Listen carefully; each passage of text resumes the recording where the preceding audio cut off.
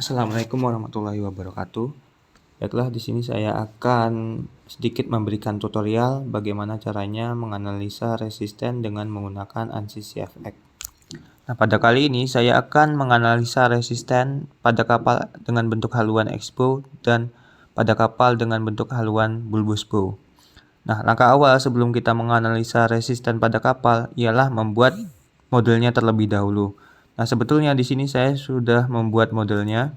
Nah, di sini saya membuat model dengan menggunakan software Microsoft Modeler. Nah, berikut ini merupakan model kapal X-bow yang telah saya kerjakan.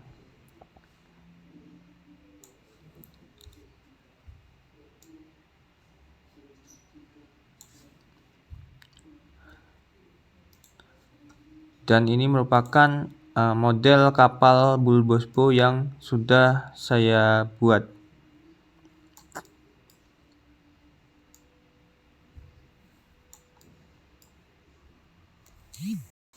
Setelah model tersebut selesai dibuat, maka tahap selanjutnya ialah mengimport model tersebut ke dalam software iSum. Di software iSum, model tersebut akan dibuatin domain, kemudian model tersebut akan di meshing.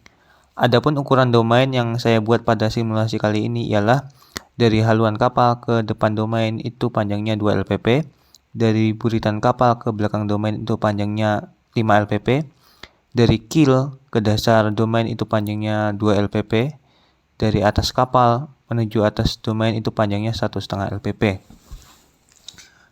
Selanjutnya settingan-settingan yang saya setting pada proses pembuatan meshing yaitu untuk scale faktornya saya setting di angka 2,0, kemudian maksimal elemennya di 1,6, kemudian untuk kurvatur ini min size-nya saya setting di angka 0,08. Kemudian untuk tipe meshing-nya di sini saya menggunakan tetra. Kemudian untuk mesh metodenya saya gunakan yaitu Quick Delaunay. Setelah model tersebut selesai di meshing, kemudian tahap selanjutnya ialah mengimport model tersebut ke dalam ANSYS CFX. Nah, pada ANSYS CFX ini dilakukan beberapa inputan ataupun settingan. Yang tahap pertama yaitu menginput nilai expression. Nah, untuk nilai expression mungkin bisa dilihat pada pojok kiri atas. Setelah kita menginput expression, tahap selanjutnya yaitu menyeting default domain. Nah, untuk default domain ini terdiri dari beberapa settingan seperti basic setting, fluid model, fluid specific, dan lain-lain. Nah, di sini saya hanya menyeting beberapa bagian seperti pada domain ini nantinya akan terdiri dari air dan udara, maka di sini saya setting ada udara dan air. Kemudian pada fluid model di sini dilakukan setting turbulent. Nah, pada simulasi kali ini saya menggunakan SST sebagai turbulennya. Kemudian selanjutnya yaitu mendefinisikan domain. Seperti pada bagian depan domain itu saya setting inlet, pada bagian belakang domain saya setting outlet, pada bagian bawah domain saya setting bottom, pada bagian atas domain saya setting opening, dan pada bagian kiri dan kanan domain saya setting wall ataupun symmetry. Kemudian tahap selanjutnya yaitu menyeting solver. Nah, pada solution unit itu masa unitnya saya setting kilogram, panjang unitnya saya setting meter, waktu unitnya ini saya setting di second, dan temperatur unitnya saya setting di Kelvin. Kemudian untuk di solver kontrolnya, untuk turbulent numeriknya saya setting di first order, kemudian maksimal iterasinya saya setting di 20.000, kemudian target residualnya saya setting di angka 10 pangkat minus 5. Kemudian untuk output kontrolnya ini saya setting standar aja ataupun default. Kemudian untuk di mesh adaptationnya Di sini saya setting maksimal iterasinya di 2000, kemudian target residualnya di 10 pangkat minus 4. Nah, setelah selesai menginput settingan, tahap selanjutnya ialah merunning model yang telah dibuat ini. Karena proses runningan itu sangat lama, untuk mempersingkat waktu maka saya percepat videonya.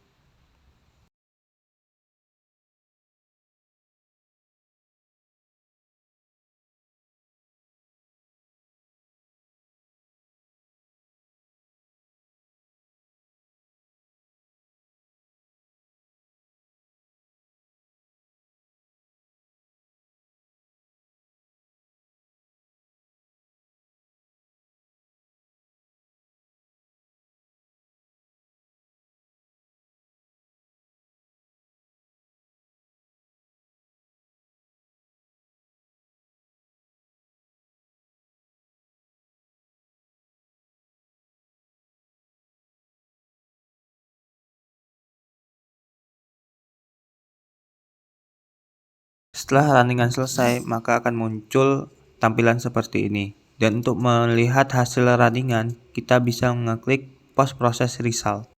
Untuk menampilkan pola gelombang akibat kapal, maka kita bisa memilih menu location.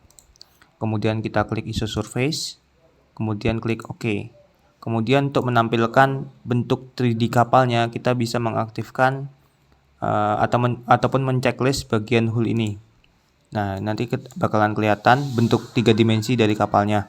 Kemudian untuk menampilkan pola gelombangnya, di sini untuk variabelnya saya setting di water volume fraction.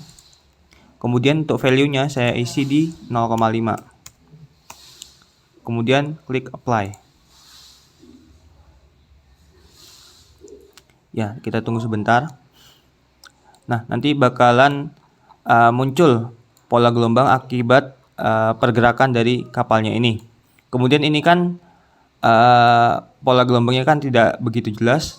Untuk mengaktifkan konturnya, di sini kita bisa ngeklik menu kontur, kemudian klik OK. Kemudian untuk locationnya di sini saya pilih ISO surface, kemudian di sini untuk variabelnya saya pilih water velocity V, kemudian ranknya sini saya pilih lokal, kemudian off contournya saya setting di 11, kemudian klik apply. Kita tunggu sebentar. Nah, nanti pola gelombangnya di sini nanti akan berubah jadi warna-warni. Di sini ada warna merah, warna orange, kuning, hijau, dan lain-lain. Kemudian di sini kan pola gelombangnya kan masih belum kelihatan jelas banget ya. Nah, untuk melihat bentuk gelombangnya maka di sini saya render, kemudian saya klik show contour lines, saya checklist kembali, kemudian saya pilih constant coloring. Kemudian color mode-nya saya setting di user specified. Kemudian saya klik apply. Ya, kita tunggu sebentar.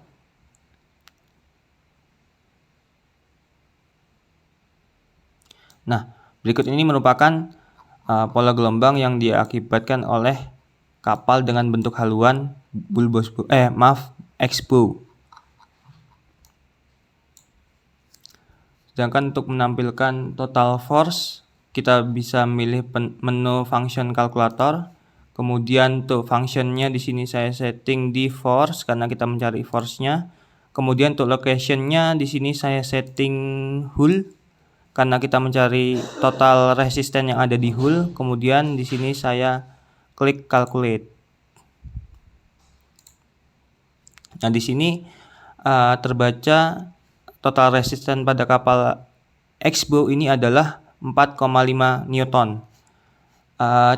Cara yang sama juga bisa didapatkan untuk melihat hasil total resisten pada kapal bulbous bow. Nah, berikut ini merupakan tampilan gelombang yang diakibatkan oleh kapal bulbous bow. Nah, untuk melihat total resistannya kita bisa menggunakan cara yang sama dengan langkah-langkah pada saat kita melihat total resisten pada kapal X-Bow tadi. Nah, di sini kebaca total resistannya yaitu 5,0 Newton. Nah, mungkin sekian tutorial yang bisa saya berikan. Lebih dan kurangnya saya mohon maaf. Assalamualaikum warahmatullahi wabarakatuh.